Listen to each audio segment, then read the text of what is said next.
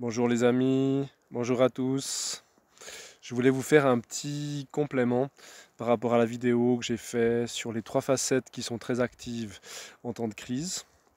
Donc j'avais parlé du guerrier, du combattant, j'avais parlé du guérisseur et j'avais parlé aussi du sage.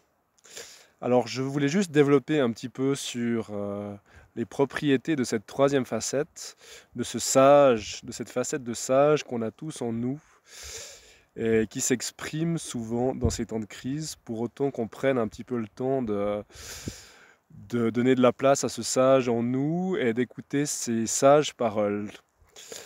Le sage, selon moi, est vraiment une facette qui a une capacité d'accueil, c'est-à-dire qu'elle est capable de s'ouvrir sans jugement à tout ce qui est en train de se passer, aux événements du monde. Elle est véritablement capable d'accueillir en elle les événements sans être directement dans la réaction. Donc on peut être dans la réaction de différentes manières. On peut réagir en descendant dans la rue, en passant son temps sur Internet, à alerter les personnes sur telle ou telle problématique sociale ou environnementale. On peut aussi être dans la réaction quand on passe toutes ces nuits à méditer, à prier pour que les situations du monde évoluent. Il y a différentes façons d'être dans la réaction. Mais la facette du sage, justement, elle est dans cette ouverture où elle a conscience du fait que tout ce qui se passe, à un certain niveau, c'est le flot de la vie, c'est le flux du vivant. Ça me rappelle la prière chrétienne qui dit au Père, que ta volonté soit faite. Donc on part de l'idée qu'il y a une volonté supérieure, peut-être cosmique, qui fait que certains événements doivent avoir lieu pour nous travailler, pour travailler l'humanité en profondeur, et qui ne peuvent pas être supprimés ni par une action sociale ou politique, ni par des méditations ou des prières.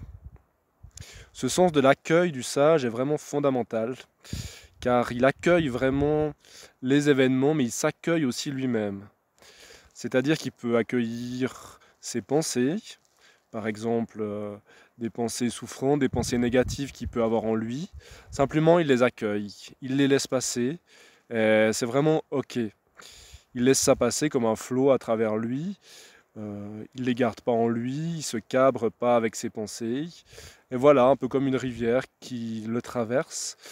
Elle finalement se dissout dans la mer et des pensées plus lumineuses, plus aimantes peuvent apparaître par la suite.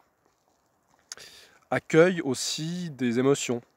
Et ça, c'est une thématique très importante. C'est le fait que le sage puisse accueillir les émotions que la situation lui fait vivre. Que ce soit bien sûr la peur, la colère ou la tristesse. Le sage est capable simplement d'identifier ses émotions, de les observer sans jugement, de se dire ok, elles sont là, j'ai le droit de les vivre, j'ai le droit de me laisser travailler par ces émotions, et c'est sans doute bénéfique pour mon évolution spirituelle.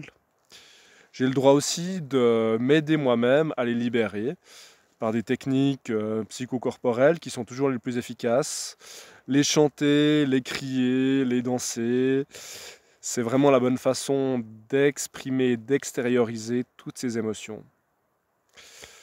Donc ce sens de l'accueil permet vraiment au sage de s'élever à un niveau de regard tout à fait supérieur, où il voit les choses de haut, où il acquiert cette faculté à se détacher, et avec le regard de l'aigle, comme on dit parfois en chamanisme, il voit tout d'en haut, comme une sorte de mise en scène, comme un jeu, peut-être comme un plan divin aussi qui se réalise progressivement sur Terre, et par rapport auquel chacun doit juste jouer son rôle le plus pleinement et le plus intensément possible, sans essayer perpétuellement de réagir, de vouloir changer, de s'arc-bouter sur son mental, afin que les choses évoluent au forceps. Voilà, le sage se distingue donc par ce sens de l'accueil et c'est vraiment l'essence du message que je voulais vous transmettre en complément d'informations sur ces trois facettes dont je vous parlais dans la vidéo précédente. Voilà, prenez soin de vous, de votre sage qui peut accueillir tout ce qui se passe. Bonne traversée de crise, prenez soin de vous.